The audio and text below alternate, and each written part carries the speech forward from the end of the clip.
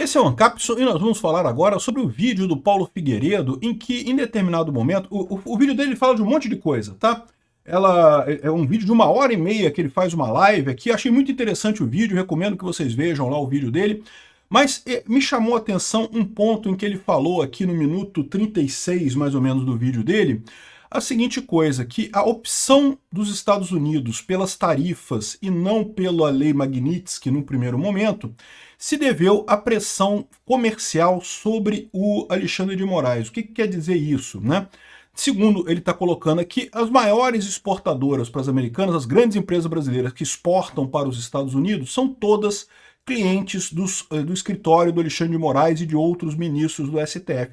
O que não é surpreendente, tá? Todas as grandes empresas brasileiras são clientes de escritórios dos ministros do STF. Todo mundo sabe como é que funciona isso aqui no Brasil, é uma lambança mesmo, tudo quanto é ministro tem o seu escritóriozinho associado e coisa e tal, e as grandes empresas evidentemente sabem disso e contratam esses escritórios para terem um tratamento melhor no STF nessa situação. Então a ideia do Trump, segundo diz o Paulo Figueiredo aqui, é justamente pressionar economicamente, fazer com que essas empresas pressionem o Alexandre de Moraes e o STF. Eu acho que é uma estratégia interessante, porque, veja, é aquilo que eu sempre falei para vocês aqui, em momento algum vai haver o governo brasileiro voltando atrás, publicamente falando que voltou atrás. Não vai haver isso, eles não vão voltar atrás publicamente. O que eles vão fazer é dar um jeito de, por trás dos panos, a coisa funcionar e atender essas regras do Trump sem comprometer a visão deles, sem dizer que eles cederam, né? Isso é facílimo de fazer. Uma das maneiras de se fazer isso, como eu já falei, é o Congresso aprovar a anistia e aprovar uma lei de censura das mídias sociais que seja bem levinha, que basicamente restaure o marco civil da internet, como a decisão do STF diz que ela só vale enquanto não tiver uma legislação do Congresso, então é só aprovar o marco civil da internet de novo e pronto, e resolvido o problema. Vamos entender esse caso aqui. Será que é essa a estratégia? Será que vale a pena esse tipo de coisa? Essa notícia foi sugerida por venezuelando o Brasil, Alexander Chuparov III e várias outras pessoas. Obrigado aí ao pessoal que sugeriu notícias lá no nosso site, no visãolibertaria.com, e obrigado a você que está assistindo o nosso vídeo. Se você gosta do nosso conteúdo, por favor, deixe o seu like e se inscreva aqui no canal, né? E eu quero deixar claro que eu tenho um ponto de discordância com o Paulo Figueiredo e com o Eduardo Bolsonaro, que dizem que não pode ter negociação nenhuma, que agora é guerra, que tem que ir pro pau e não sei o que lá. Porque, de novo, eles não vão ceder do ponto de vista aberto, eles não vão ceder abertamente, eles vão ceder em acordos por trás dos panos, né? Aí eles vão ceder. Só que, lógico, isso tem que ser costurado antes e tem que ter gesto de boa vontade antes, no final das contas. Então, vamos entender esse caso aqui. Olha só, esse trechinho da live do Paulo Figueiredo, que eu vou destacar aqui. Mas eu vou deixar o link da live inteira para quem quiser assistir a live inteira dele, tá bem interessante realmente. Conforto do empresariado, do establishment político e da elite financeira brasileira. Eu vou explicar para vocês. Vejam, por exemplo, a lista dos 20 maiores exportadores do Brasil. Todos esses 20 maiores exportadores do Brasil, todos, sem exceção praticamente, acho que sem exceção nenhuma, são clientes dos escritórios de advocacia dos ministros do Supremo. Todos eles têm relação com o STF e com o governo. E eu me pergunto, como vocês acham que eles estão lidando com as notícias da tarifa Moraes? Mas é claro que, num primeiro momento, a gente vai ter aquelas pessoas que creem que não vai acontecer. Não vai acontecer. Não, o Trump está fazendo isso, mas não vai acontecer. Vai aparecer um salvador da pátria sem que ninguém tenha tem que abrir mão de nada, né? E aí ele continua o argumento dele aqui, eu não vou colocar o vídeo todo aqui, mas vou deixar o link na descrição do vídeo, quem quiser assistir o vídeo inteiro, tá muito interessante, recomendo que vocês assistam o vídeo do Paulo Figueiredo lá, né? Mas o ponto central, o argumento que me chamou a atenção é esse, que a lógica do Trump por trás disso é pressionar economicamente o Alexandre de Moraes. Pressionando essas grandes empresas exportadoras, essas grandes empresas vão pressionar os escritórios de advocacia do STF e do Alexandre de Moraes, e com isso conseguem fazer uma mudança de posição dele nesses assuntos, né? Isso vai dar certo? Eu acho que tem uma chance grande de dar certo. Com o Alexandre de Moraes por si só, como eu falei para vocês, acho pouquíssimo provável. A essa altura, o Alexandre de Moraes já passou do ponto de não retorno. mas isso pode dar certo com outros ministros do STF. Outros ministros do STF podem entender que, olha só, o negócio é o seguinte, né, tá ficando chato isso, essa brincadeira já deu, a gente já jogou muita lama no Bolsonaro, agora se ele continua sendo adorado pelo povo, fazer o quê? Deixa o cara concorrer e pronto, e vamos em frente, né? Veja bem, quais são as maiores empresas exportadoras de coisas para os Estados Unidos? Está aqui, ó, perguntei aqui para o Grok, aqui, na verdade é o Google, né? Então eu perguntei para o Gemini aqui. As maiores empresas exportadoras do Brasil para os Estados Unidos incluem a Vale, de minério de ferro, a Petrobras, derivados, petróleo e derivados, a JBS, de carnes, a Suzano, de papel e celulose. Basicamente são essas aqui, tá? Tem também as empresas de exportação de soja, a Cargill, a Bunge, a Louis Dreyfus, a Mage, tem um monte de... Todas as empresas de exportação de soja, certamente tem muita soja sendo exportada para os Estados Unidos. Também a Embraer, que exporta aeronaves, aviões, helicópteros e coisa e tal, e o Tupi, que exporta peças de ferro fundido e coisa e tal. Então, assim, são grandes empresas, e a verdade é a seguinte, toda grande empresa no Brasil é cliente dos escritórios do pessoal do STF, meu amigo. Você pode ter certeza que todas elas são, porque todas elas sabem como é que... todas elas precisam, em algum momento, chegar no coração dos ministros do STF, e o lugar para chegar no coração dos ministros do STF, todo mundo sabe o caminho. Cada ministro tem lá em Brasília o seu escritório ligado. Pode ser o da mãe, pode ser do pai, pode ser do filho, pode ser da filha, pode ser do irmão, do amigo. Mas todo mundo já sabe quem é o escritório de cada ministro. E não é só do STF também, né? Do STJ também, a mesma coisa, o mesmo esquema. Então, essas empresas grandes todas já têm contratos com esses escritórios dos ministros. E a expectativa que o Trump tem nessa história é justamente de que essas empresas, então, convençam o STF a mudar de postura. Isso é uma boa estratégia? Isso pode funcionar? Olha só, eu acho que pode funcionar. Mas é o que eu digo para vocês, não vai ser uma coisa do tipo, publicamente eles voltarem atrás.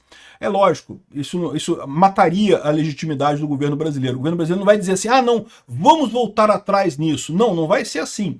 Eles vão ter que organizar alguma coisa para fazer um movimento todo, para aprovar anistia no Congresso, para aprovar a nova lei de censura da internet no Congresso, uma lei de censura que seja basicamente a mesma coisa que o Marco Civil e pronto, e dessa forma anular a decisão do STF. Né? Vocês lembram, a decisão do STF diz que ela se torna inválida no momento que o Congresso aprovar uma legislação de combate às fake news e coisa e tal. Então é só o Congresso aprovar uma legislação que seja perfeitamente razoável e pronto. Aí o STF pode continuar brigando, pode continuar dizendo que não, que nossa soberania, que somos independentes, mas o Congresso aprovou aqui, então a gente vai deixar passar e pronto, e fica por isso mesmo. Essa é a alternativa que tem o STF nesse momento, né?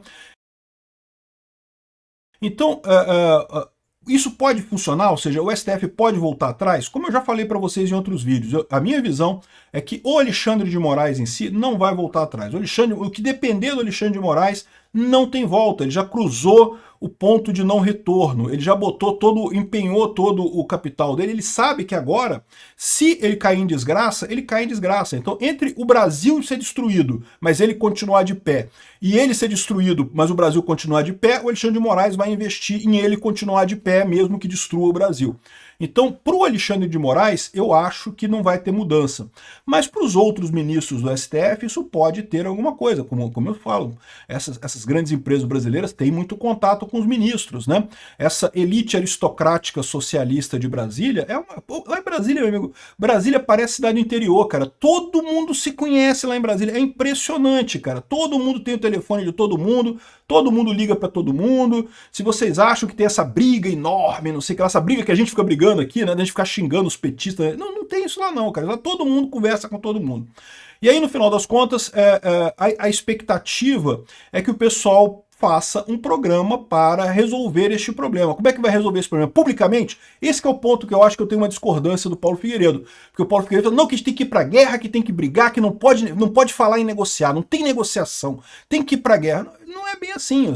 A negociação vai acontecer. A questão toda é que tem a negociação que vai passar publicamente vai ser uma, a negociação real que vai resolver os problemas vai ser outra, vai ser num nível mais embaixo lá em Brasília, que o pessoal vai concordar e coisa e tal, né? Saiu essa notícia aqui, ó. Mota e Alcolumbre falam em soberania, apoiam Lula e isolam ainda mais Bolsonaro. Tá vendo? O Congresso ficou do lado do Lula e pronto, e não vai ter nada para Bolsonaro e coisa e tal. Publicamente, é lógico que eles iriam dizer que estão do lado do Brasil, que vão brigar e coisa e tal, que vão bater e coisa e tal. Isso não quer dizer muita coisa. O que vai fazer diferença é justamente como é que eles vão se comportar daqui para frente. De novo, lembra quando teve a eleição do Mota e Alcolumbre, e aí logo no dia seguinte teve uma festa, o Lula chamou os dois que estavam lá, juraram amor eterno e não sei o que lá, apareceram juntos, e aí o pessoal ficou sacaneando, tá vendo? O Bolsonaro apoiou o Mota, apoiou o Alcolumbre, e agora estão os dois jantando com o Lula. Gente, diferencia uma coisa da outra. É lógico que no papel formal deles, no papel de líder da Câmara e do Congresso, eles têm que dizer que não, que vamos defender o Brasil, que o Brasil é soberano. Eles não podem falar outra coisa, entendam isso, é obrigação deles. A questão toda é como é que eles vão agir daqui para frente. A gente viu que mesmo com esse jantar que teve lá do Mota e do Alcolumbre lá atrás, de amizade, todo mundo rindo com o Lula, os dois ferraram o Lula com a questão do IOF. E a gente pode esperar alguma coisa similar daqui para frente, né? De novo, o Lula não vai voltar atrás, o Alexandre de Moraes não vai voltar atrás. Agora, o Congresso e outros ministros do STF podem. E como é que vai se fazer isso? Vai se fazer a reunião, vai se fazer encontro e pressão por baixo dos panos lá para o pessoal, olha, vai ter que ceder alguma coisa. Vamos ter que fazer alguma coisa de algum ponto aqui, em algum sentido, de alguma forma. Eu já dei a dica, né? Assédio sexual no Alexandre de Moraes, é a melhor coisa possível. Você arruma algum funcionário dele lá. Eu duvido que o Alexandre de Moraes não tenha feito assédio moral com alguém. Assédio sexual também serve, ou qualquer coisa que tenha lá. E pronto, e bota um processo neles. Os outros ministros do STF separam ele durante um tempo, né, suspendem ele durante um tempo, e nesse meio tempo resolvem as questões todas lá no STF sobre esse grande escândalo contra o Alexandre de Moraes. É uma possibilidade. Outra possibilidade é justamente o Congresso. O Congresso aprova anistia, o Congresso aprova uma lei de censura leve, tipo repetir o Marco Civil da internet, e com isso a decisão do STF deixa de valer. Isso, de novo, isso vai resolver o problema? Não, isso vai abrir o caminho para negociação com o Trump. Aí o pessoal vai chegar lá para negociar com o Trump, negociar as condições e coisa e tal. Vamos ver o que vai acontecer dessa história aí, né? Se vão chegar nisso aqui. Então, isso é meu desacordo com o Paulo Figueiredo e com o Eduardo Bolsonaro. Eu não acho que tem que ir para tudo ou nada. Ou cede tudo, isso não vai acontecer. Sequestro, assim, exigido, não vai. Vai ter que ser um caminho por baixo dos panos. Mas pode acontecer. Em Brasília o pessoal é especialista em fazer esse tipo de coisa, né? Enfim, aqui, ó, essas são as grandes empresas exportadoras, certamente elas estão se sentindo pressionadas, vão ter que demitir um monte de gente, vão ficar numa situação muito ruim, estão pressionando os ministros do STF por isso. Agora vamos ver para que lado que vai cada lado dessa história, né? Eu acho que a lógica do Paulo Figueiredo faz sentido de ter sido este o caminho, embora eu ainda ache que teria sido melhor um ataque direto via lei Magnitsky. Mas, de novo, não estou reclamando, é importante os Estados Unidos agir. Se os Estados Unidos não agir, haveria pouca chance disso se resolver tão rápido, né? Ou se resolver sem a prisão do Bolsonaro, sem a condenação do Bolsonaro. Como eu falei para vocês, eu acho que o Brasil vai sair dessa por conta própria, mesmo que não tenha apoio dos Estados Unidos no final das contas. Por quê? Porque a gente vai eleger um presidente de direita em 2026, vamos trocar 3 ministros do STF, né, no próximo mandato, e podemos fazer mais um impeachment de mais um, já deu 5-4, desculpa, já deu 6-5, e pronto, já temos maioria no STF, já podemos desfazer tudo que o STF fez. Então, mesmo sem a ajuda americana, eu diria que até 2030 a gente já resolveu esse problema do STF aqui no Brasil, só nós brasileiros mesmo. Mas com essa ajuda americana, pode ser que a coisa se resolva mais rápido, de uma maneira mais simples, né? Como eu falei num outro vídeo sobre a carta do Jimmy Carter ao Ernesto Geisel, lá em 78, né? Foi a mesma coisa naquela época. Os Estados Unidos pressionando o Brasil estava descumprindo normas de direitos humanos, estava prendendo pessoas aleatoriamente, estava torturando pessoas, estava perseguindo pessoas da oposição, não sei o que lá. A mesma coisa. E o Geisel recebeu essa cartinha, o Geisel ficou uma arara, não batendo soberania, soberania, não sei o que lá, né, aquele negócio todo. E, no entanto, em 79, vocês sabem, começou o fim da ditadura militar brasileira. Ele empossou o Figueiredo, que era para acabar mesmo com o processo todo. A anistia já foi assinada em 1979, ou seja, o que aconteceu naquela época foi basicamente a mesma coisa que a gente espera que vai acontecer aqui.